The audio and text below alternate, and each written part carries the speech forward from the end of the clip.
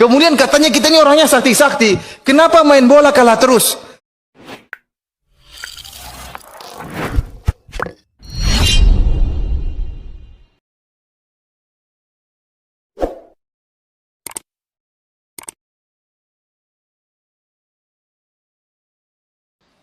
Kemudian ya ikhwan, saya heran ya.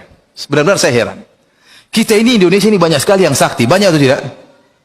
Banyak, ilmu-ilmu banyak. Namun dijajah Belanda 350 tahun.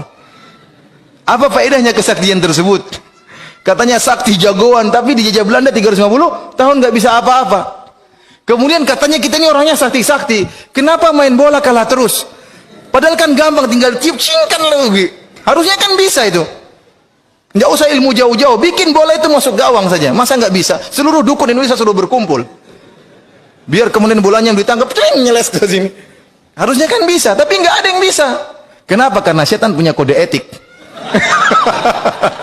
Untuk begini-begini nggak bisa dia. Oh, ini nggak bisa.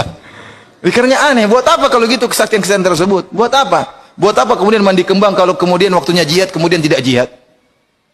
Malah kemudian mungkin menjaga gereja, menjaga apa faedahnya kalau begitu sakti-sakti? Buat apa?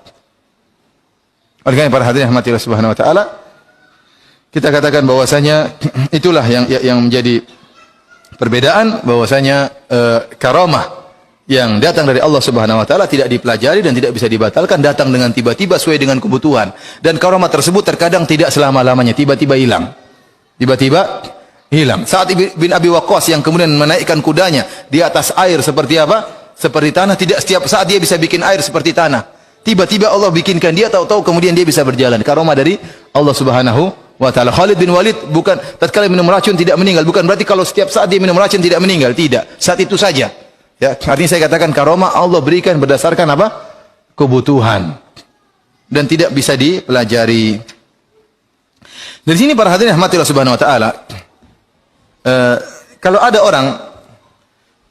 orang mengaku sebagai wali atau dianggap wali oleh orang lain, maka mudah kita tinggal ngecek amalan orang ini sebagaimana wasiat Imam Syafi'i.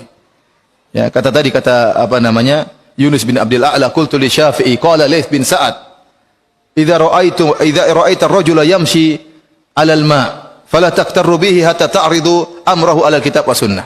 Kata Laits bin Sa'ad, kalau seandainya kau melihat ada orang berjalan di atas air, maka jangan langsung kau percaya sama dia sampai kau timbang amalan dia di atas Al-Quran dan Sunnah. Kata Imam Syafi'i, qassara Laits masih kurang.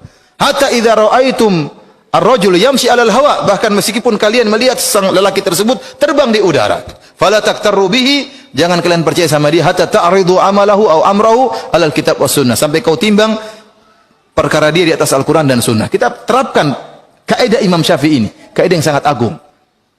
Ada orang dikatakan wali, lihat cek dia. Bagaimana sikap dia dengan hadis-hadis Nabi. Gampangannya antum buka Riyadhus Shalihin. Ini kan hadis-hadis Nabi isinya, Riyadhus Shalihin. Tayyib. Orang ini katanya wali, tapi dia bilang bahwasanya inul tidak jadi masalah joget-joget seperti itu. Kita lihat dalam Riyadhus Shalihin, bab boleh joget. Ada enggak dalam Riyadhus Shalihin? Bab boleh joget-joget. Oh, enggak ada. Dari mana seperti kalau gitu?